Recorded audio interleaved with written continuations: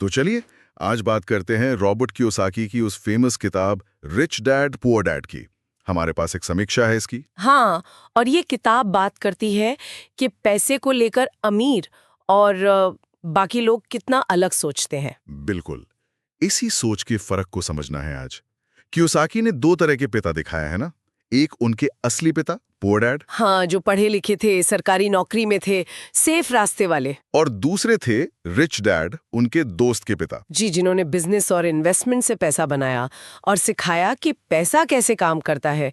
मतलब वो किताबी पढ़ाई से अलग वाली समझ। तो ये किताब सिर्फ पैसा कमाने के टिप्स नहीं देती। नहीं, उतना नहीं।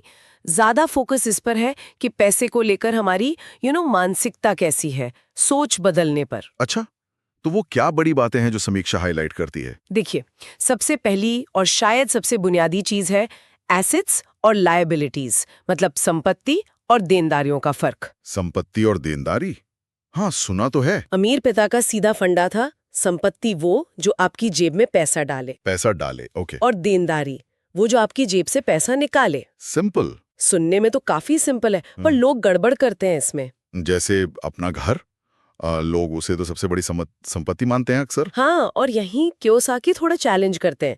वो कहते हैं कि अगर आपका घर जिसमें आप रह रहे हैं हर महीने ईएमआई मेंटेनेंस में पैसा निकाल रहा है, तो वो फाइनेंशियली एक लायबिलिटी हुई उनके हिसाब से। हाँ, संपत्ति वो है जैसे कोई रेंटल प्रॉपर्टी या स्टॉक्स या बिजनेस जो आपको इनकम दे बिना आपके उसमें लगातार खटे। अच्छा, तो ये अमीर बनने का रास्ता है, सिर्फ नतीजा नहीं।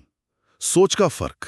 एग्जैक्टली। तो फिर दूसरा पॉइंट आता होगा कि सिर्फ कमाना नहीं, पैसे को काम पर लगाना। सही पकड़ा आपने। अमीर पिता की यही सीख थी, सिर्फ पैसों के लिए खटना नहीं है, बल्कि ऐसा सिस्टम बनाना है कि पैसा आपके लिए कमाए। मतलब एसेट्स बनानी है जो इनकम जनरेट करें। पैसिव इनकम जिसे कहते हैं। लेकिन ये करने के लिए तो वो चाहिए फाइनेंशियल समझ, वित्तीय साक्षरता। बिल्कुल, फाइनेंशियल लिटरेसी। और किताब कहती है कि ये चीज हमें स्कूल कॉलेज में कमी मिलती है। हाँ, ये तो है।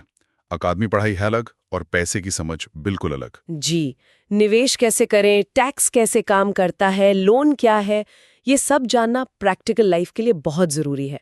अमीर लोग ये सीखते हैं और सिखाते हैं। तो किताब क्या ये कह रही है कि नौकरी छोड़ दो, सब बिजनेस करो? नहीं, ऐसा सीधा सीधा नहीं।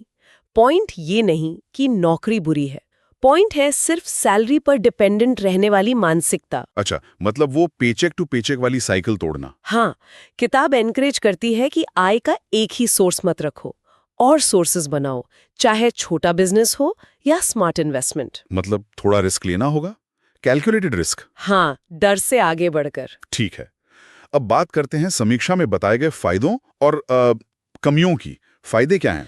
फायदा ये कि भाषा आसान है, कहानी जैसी है, तो बोरिंग नहीं लगती। खासकर यंग लोगों के लिए या जो अपना कुछ शुरू करना चाहते हैं उनके लिए काफी मोटिवेटिंग है, फाइनेंशियल फ्रीडम की तरफ पहला कदम जैसा। और सीमाएं, कुछ क्रिटिसिज्म भी होगा? बिल्कुल। समीक्षा कहती है कि सिद्धांत तो अच्छे हैं, पर कैसे करे वाला प्रैक्टिकल गाइडेंस थोड़ा कम है। मतलब स्टेप बाय स्टेप प्लान शायद न मिले। अच्छा। और कुछ सलाह थोड़ी जेनेरिक लग सकती है। और एक जरूरी बात, ये किताब अमेरिकी माहौल में लिखी गई है। हाँ, ये जरूरी पॉइंट है। तो इसकी हर सलाह, जैसे रियल एस्टेट या टैक्स वाली, वो इंडिया में वैसी की वैसी लागू हो ये जरूरी नहीं। यहाँ के नियम मार्केट अलग हैं। सही बात है, कॉन्टेक्स्ट देखना पड़ेगा, आंख बंद करके फॉलो नहीं कर सकते। फिर भी समीक्षा ने रेटिंग तो अच्छी दी है, 4.55। हाँ, क्योंकि कुल मिलाकर इसका इम्पैक्ट बड़ा है। ये पैसे को देखने का नजरिया बदल सकती है, सोच पर असर डालती है। हाँ, जो लोग आर्थिक रूप से मजबूत होना चाहते हैं उनके लिए ये एक अच्छा स्टार्टिंग पॉइंट है। ये पैसे से जुड़े डर को चैलेंज करती है। और जैसा किताब कहती है, ये फाइनेंशियल लिटरेसी हमें फॉर्मल एजुकेशन में तो मिलती नहीं ज्यादातर।